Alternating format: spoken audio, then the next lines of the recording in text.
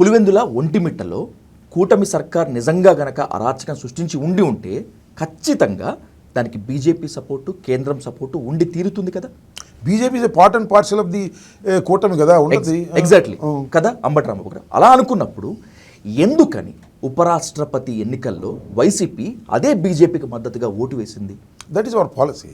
మేము కాంగ్రెస్కి వ్యతిరేకంగా వచ్చినటువంటి వ్యక్తులు మేము ఉన్న సర్కమస్టెన్సెస్లు ఇప్పుడు చూడండి సార్, మీరు విజయసాయి గారు అంబటి రాంబాబు గారు కంటెస్ట్ చేశారు. మన ఇద్దరులోనే ఒక ఓటేయాలి ఎవరికన్నా ఖచ్చితంగా.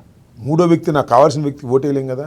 ఉండట్లో బెటర్ బీజేపీ అనేది నిర్ణయించుకున్నాం. సో యాంటీ కాంగ్రెస్ అనేటువంటి దాంట్లో మోడ్లో భాగంగానే బీజేపీ వాళ్ళ వరకు కాంగ్రెస్ కన్నా బెటర్ దేశానికి బీజేపీ అనేది మేము అనుకున్నాం, వేసాం.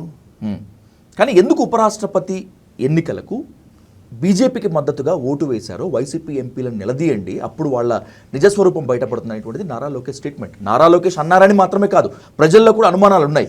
ఎందుకని బీజేపీతో అంటగా ప్రజల్లో రకరకాల అనుమానాలు ఉండవచ్చు. ఎందుకంటే రెండు ఆప్షన్స్ ఉన్నప్పుడు మేము నిర్ణయించుకున్నది భారతీయ జనతా పార్టీ బలపరిచినటువంటి రాష్ట్రపతి అభ్యర్థికి వేయాలనేది మేము నిర్ణయించుకున్నాం, ప్రకటించాం. దీనిలో రాష్ట్రం లేదు కదా. కాంగ్రెస్ అభ్యర్థికి కాంగ్రెస్ సపోర్ట్ చేసిన అభ్యర్థికి వేయకూడదని అనుకున్నాం.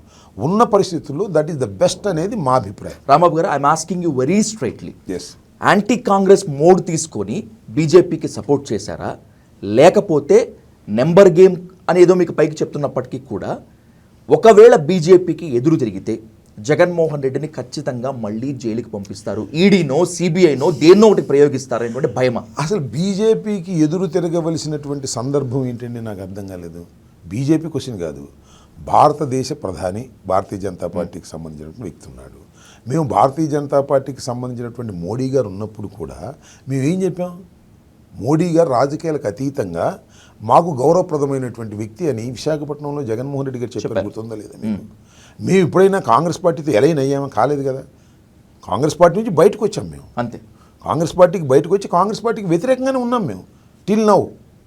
చాలా సందర్భాల్లో బీజేపీని సపోర్ట్ చేసినటువంటి సందర్భాలు ఉన్నాయి కేంద్రంలో. మేము అధికారంలో ఉన్నప్పుడు మేము అధికారంలో ఉన్నప్పుడు రాష్ట్రంలో జగన్మోహన్ రెడ్డి గారు ముఖ్యమంత్రిగా ఉన్నప్పుడు మా ఎంపీని చాలా సందర్భాల్లో బీజేపీకి సపోర్ట్ చేసాం, ఇష్యూ బేస్డ్ మీద.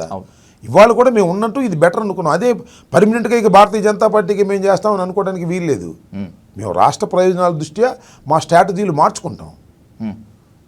ఈ విషయంలో ఇప్పటివరకు జరిగినటువంటి ఒక్కొక్క ఇన్సిడెంట్స్లో మేము భారతీయ జనతా పార్టీకి సంబంధించినటువంటి అంశాల మీద కొన్నిటికి మద్దతు ఇచ్చాం. అలా ఎప్పుడు ఇస్తుంటాము ఇవ్వకుండా ఉంటామో దట్ ఈస్ ఇష్యూ బేస్డ్ మీద డిసైడ్ అవుతాం. అది ఆంధ్రప్రదేశ్లో దళితులు మైనార్టీలు, ఈవెన్ తెలంగాణలో దళితులు మైనార్టీలు వైసీపీ మీద కాస్త సాఫ్ట్ కార్నర్గా ఉన్నారు అంటే మీరు బీజేపీతో పొత్తు పెట్టుకోలేదు అని. కానీ మీరు బీజేపీకి డైరెక్ట్గా ఇండైరెక్ట్గా సపోర్ట్ చేస్తూ ఉంటే వీళ్ళు మీకు దూరం అయ్యేటువంటి ఛాన్స్ లేదా?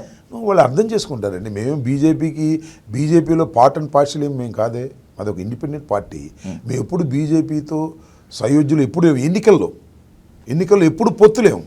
భవిష్యత్తులో కూడా పొత్తు ఉండకపోవచ్చు, ఉండదు. 99% పొత్తు ఉండదు, డైరెక్ట్గా పొత్తు ఉండదు. మీరు బీజేపీతో చేతులు కలపరు, ఒప్పుకుందాం. కానీ ఇండైరెక్ట్గా ఈ సపోర్టు ఇండైరెక్ట్గా నేను ఇందాక చెప్పాను సార్, ఆప్షన్స్ ఉన్నప్పుడు which is the best option to the state, which is the best option to the my party అనే దాని మీద మేము నిర్ణయాలు తీసుకుంటాం. మేము ఆ సందర్భంలో కాంగ్రెస్ కన్నా బీజేపీ బెటర్ అని అనుకున్నాం. రేపు బీజేపీ కన్నా కాంగ్రెస్ బెటర్ అనుకునే సందర్భం వచ్చినప్పుడు ఆలోచిస్తాం.